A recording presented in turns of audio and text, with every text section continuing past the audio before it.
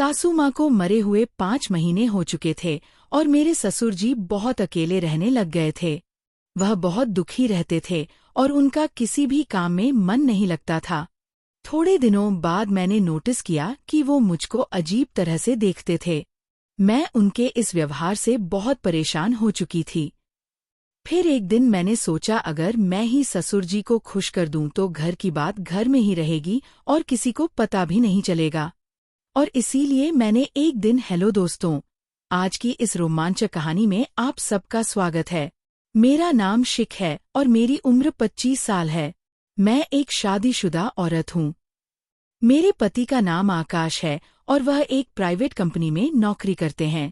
हमारी शादी को लगभग 3 साल हो गए हैं, लेकिन अभी तक हमारे कोई भी बच्चा नहीं हुआ है। हमारे परिवार में मैं, मेरे पति और मेरे सास-ससुर रहते हैं। हम सब अपनी जिंदगी में बहुत खुश थे और सब एक दूसरे के साथ बहुत ही हंसी खुशी से रहते थे। पर अचानक हमारी खुशियों को किसी की बुरी नजर लग गई। दरअसल हुआ यह था कि मेरी सासू माँ का एक एक्सीडेंट में निधन हो गया, जिस वजह से हमारे पूरे घर में शोक की लहर छा गई थी। सासू माँ की मौत के बाद हम सभी अंदर से टूट चुके थे। हमारे ऊपर तो जैसे दुखों का पहाड़ ही टूट पड़ा था। सासू माँ की मौत के बाद मेरे ससुर जी बहुत ज्यादा दुखी रहने लगे थे। मैं जब भी मेरे ससुर जी को देखती थी तो वो अकेले में बैठे बैठे रो रहे होते थे और सासू माँ को याद कर रहे होते थे। मैं और मेरे पति ससुर जी की इस हालत को देखकर बहुत ज्यादा दुखी हो जाते थे। हम यही सोचते थे कि काश सासू माँ जिंदा होती तो ससुर जी की ये हालत नहीं होती। मैंने और आकाश ने उन्हें बहुत समझाया था कि आप ऐसे मत करो, आप घर के बड़े हो।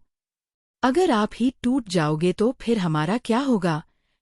हमारे समझाने के कुछ वक्त बाद तक तो वह ठीक रहते थे, लेकिन अकेले में फिर वह वैसे ही हो जाते थे।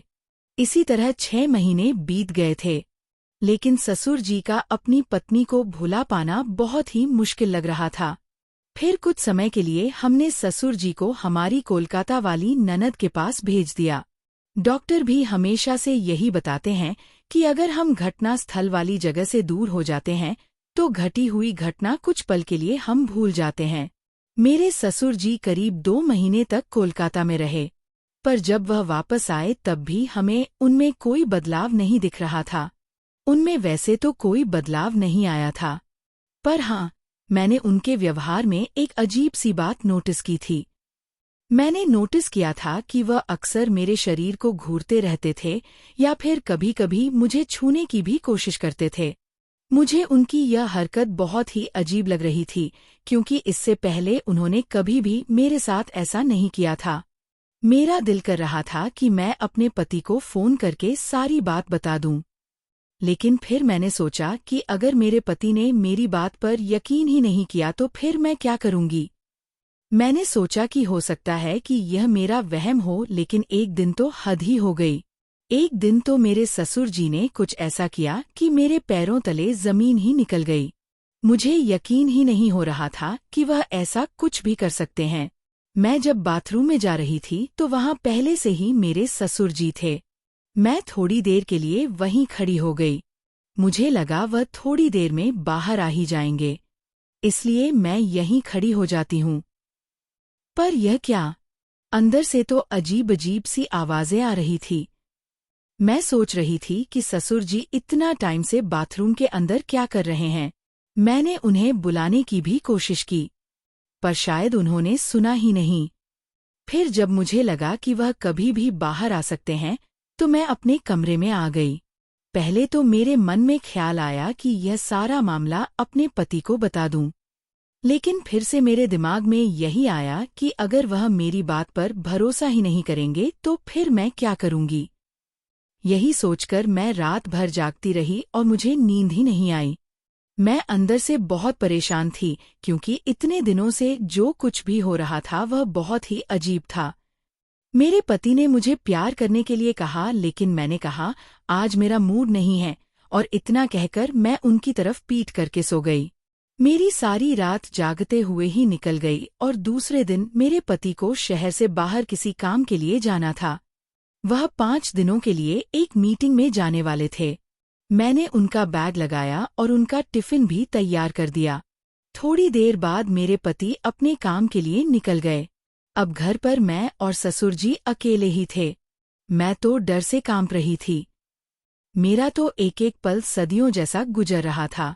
मैंने पूरे दिन घर का काम किया और सारा काम निपटा के अपने कमरे में आ गई। पिछली रात को मुझे नींद नहीं आने के कारण अब नींद ने अपना घेरा डालना शुरू कर दिया था। नींद के मारे मेरी आंखें अपने आप बंद हो रही थी। दिन के 4 बज रहे थे। मुझे पता ही नहीं चला कि कब मेरी आंखें बंद हो गई और मैं गहरी नींद में चली गई। मैं वैसे तो साड़ी ही पहनती हूँ, लेकिन कुछ दिनों से ज्यादा गर्मी होने के कारण मैं सलवार कमीज ही पहन रही थी। मेरा पूरा शरीर पसीने से भीगा हुआ था और मैं अपने कमरे में आकर पंखे के नीचे लेटी हुई थी। करीब 1 घंटे बाद मैंने महसूस किया कि कोई मुझे अजीब तरह से हाथ लगा रहा है। पहले तो मुझे लगा कि शायद मैं सपना देख रही हूँ और सपने में मैं अपने पति के साथ हूँ। लेकिन फिर मैं एकदम से हड़बड़ाहट में उठी और अपने कपड़े ठीक करने लगी। मैंने देखा कि मेरे ससुर जी मेरे बगल में बैठे हुए हैं। मैं उन्हें देखकर चौंक गई। मैंने उनसे पूछा, क्या हुआ बाबूजी, आपको मुझसे कोई काम था क्या? ससुर जी बोले, बहू मेरा चाय पीने का मन कर रहा है। मैंने तुम्हें बहुत बार आवाजें लगाई पर शायद तुमने सुना ही नहीं, इसलिए मैं खुद ही तुम्हारे कमरे में आ गया। यहाँ मैंने देखा कि तुम आराम से सोई हुई हो, तो मैंने सोचा कि सोई हुई बहू को क्यों उठाना, मैं खुद ही चाय बना लेता हूँ। पर इतने में तुम जाग गई। इन शब्दों में ससुर जी ने अपनी सफाई दी तो मैं झट से बेड से नीचे उतरी। मेरा दिल जोर जोर से धड़क रहा था।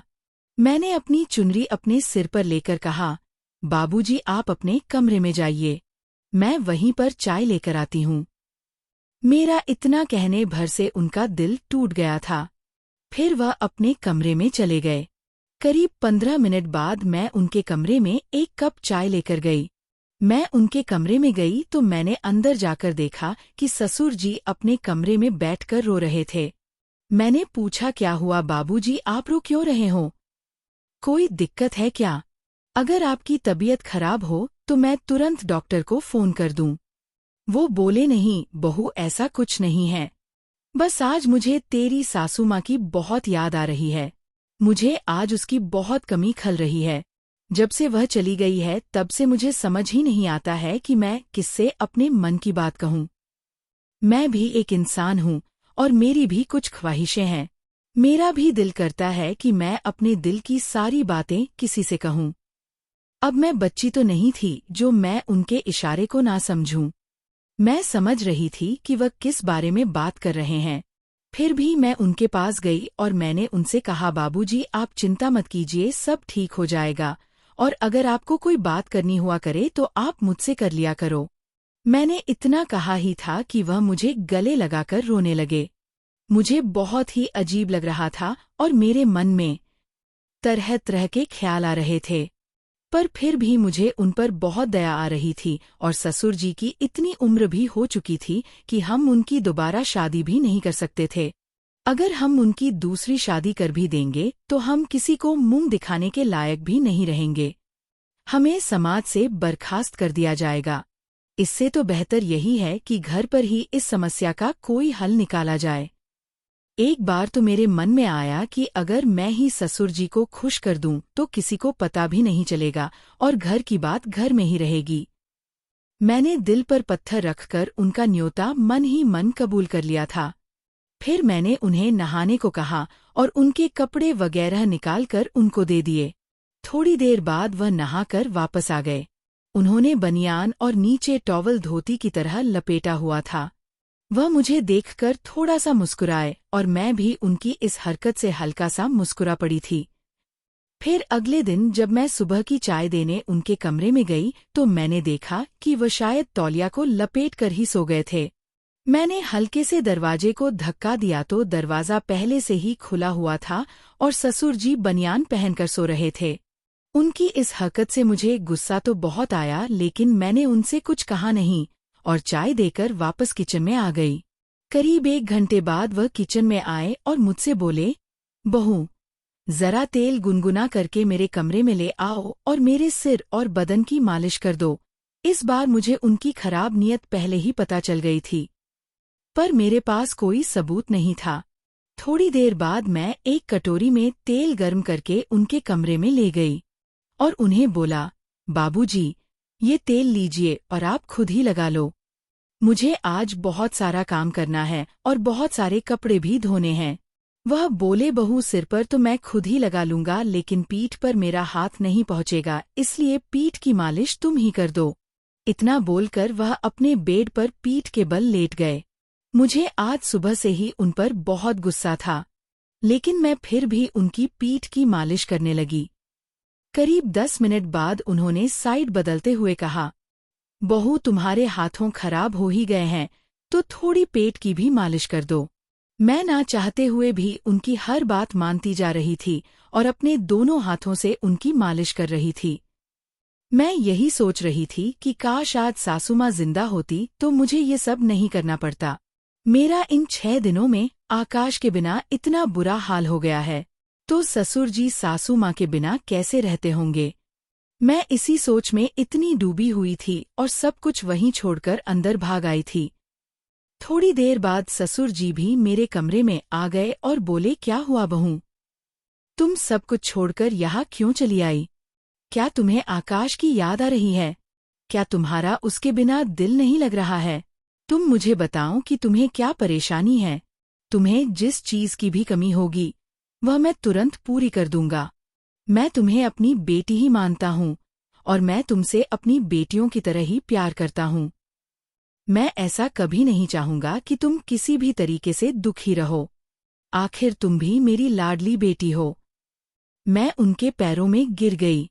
मैंने कहा, ससुर जी, मैंने आपको बहुत गलत समझा, मुझे माफ कर दीजिए।